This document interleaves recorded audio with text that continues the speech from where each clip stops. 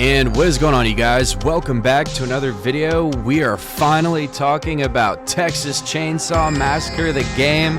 I figured I'd give it a little bit of time for me to digest the game, get to play it, get to know it. It's been a lot of updates, a lot of changes throughout. I mean, even though this game has been out maybe a month and a half now, it has been through tremendous changes, and I'll try to go over them as best as I can. I'm just going to go over my experience. I haven't seen any of the other content creators' videos. I've just mainly been sticking to playing this game and what I know and what I've found out and what I've experienced. And that's exactly what you're going to get in this video.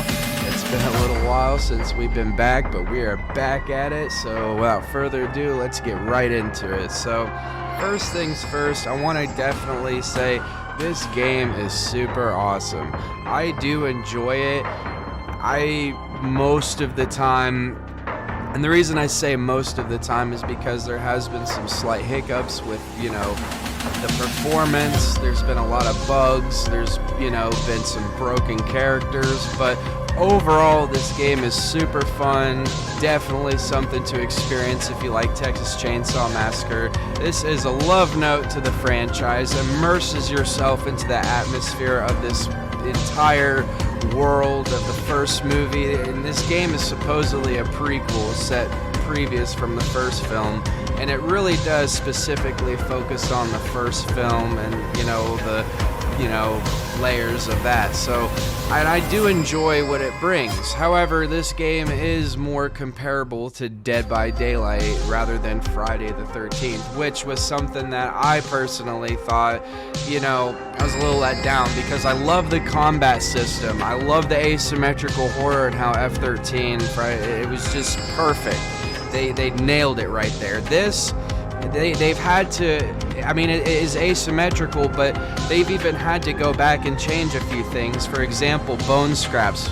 There was an unlimited supply of bone scraps. Now you can only get 3 bone scraps because people have exploited it.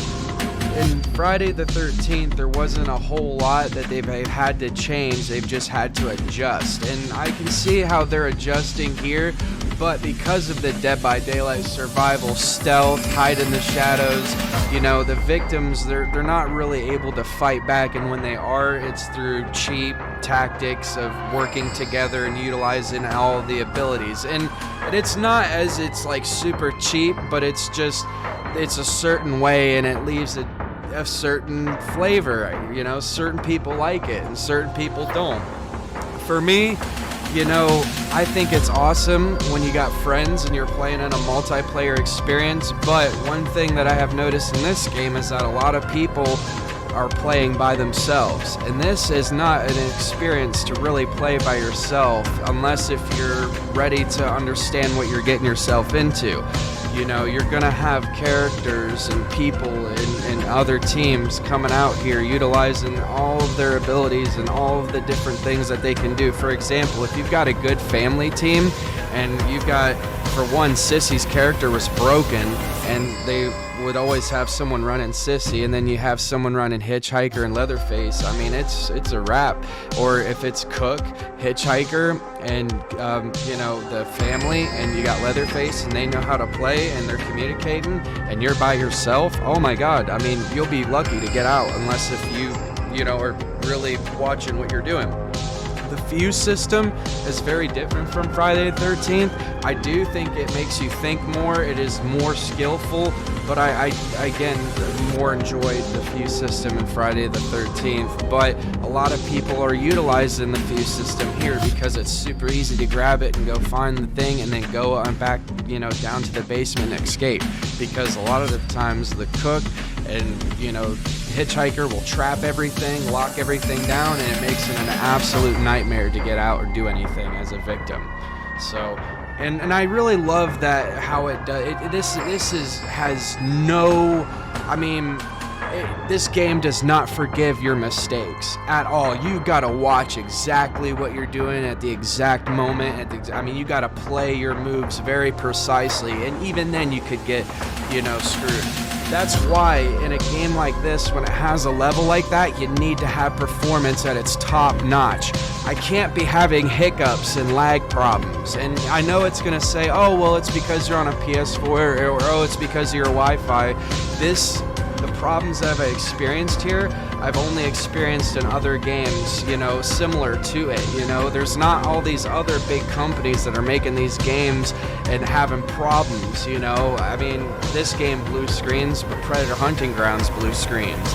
You know, it's just, the fact is that you have these companies that are smaller and they're making these games and we love it, but they've got to nail the performance. Performance is key. And even Gun Media said that before they come out with DLC, they're working on the game and they're doing the patch notes, which is absolutely amazing. And it is very different from what we received with Predator Hunting Grounds, even though Ilphonic is doing awesome and they've learned.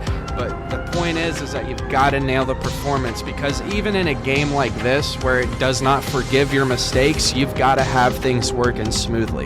If not, it will destroy your whole experience. Have 1 or 2 matches of this, you won't touch it for a while. And I even had to come back to this game because Sissy was broken. The point that she was at was you couldn't walk past her, you couldn't touch her. I'll show you guys with Leyland. He has an ability where you can attack and kind of tackle and, you know, stun the, family member. If you did that to Sissy, which I watched with my buddy Redwalker, I'll put it up here in the clip, he tackled her and was still poisoned and inebriated, couldn't run or anything. I ran past Sissy and she didn't hit me and I was stunned, inebriated, and poisoned. It just right here, here it is. And it's just absolutely amazing because, you know, I mean, that is a total game changer, and people exploit that fact all the time. And there's other things that have happened in this game that I haven't even experienced, but this was one thing that made me even have to step back for a week or two, because everyone was running Sissy, everyone knew she was broken, and they were not holding back. And to be honest, where I didn't have a whole lot of people to back me up in a multiplayer experience, I went on to do other things, you know. There was very little to what I could do. However, the first time I played this was probably the scariest experience and the most intense experience I've ever played in a game like this. This is Dead by Daylight with layers. If you're gonna do a game like Dead by Daylight or have that survival stealth horror experience, you do it like this. You nailed it on the top. I do like the 3v4. I wish there was maybe a 3v6, because even as the killer, getting 1 to 2 kills is not enough. I really hope that we get a mode that expands on maybe having a bigger lobby. I would even hope to have 8 players. I don't care if 1 or 2 people escape at that point. It's just, I really do hope we get bigger lobbies, more people, and more chances to, maybe do more. That would be cool. Or maybe a mode or something, that's just how I feel, though. Let me know what you guys think on that in the comments, but I definitely enjoyed this game. I can't see the longevity for this game on this channel. I will cover it as much as I can, and probably all the way until the DLC, until the devs are done. But me playing this game 100% all the time, I do like horror. I do like this franchise, but the way that this game is made on a stealth hiding level, I like to fight back. I loved Friday the 13th, for at least you could grab a weapon, run around, get an advantage. At least that was, somewhat on par. It didn't make me feel completely helpless, because in this game, when you're getting chased by 3 family members and you're by yourself and you don't know what to do, 9 times out of 10, you're gonna either quit, give up, or maybe if you are a die-hard, you'll push to the end and see how long you can go. But most people will quit or give up. And I think that for me, on a asymmetrical horror level, I like to see more. But that's just me, and that's just how I feel.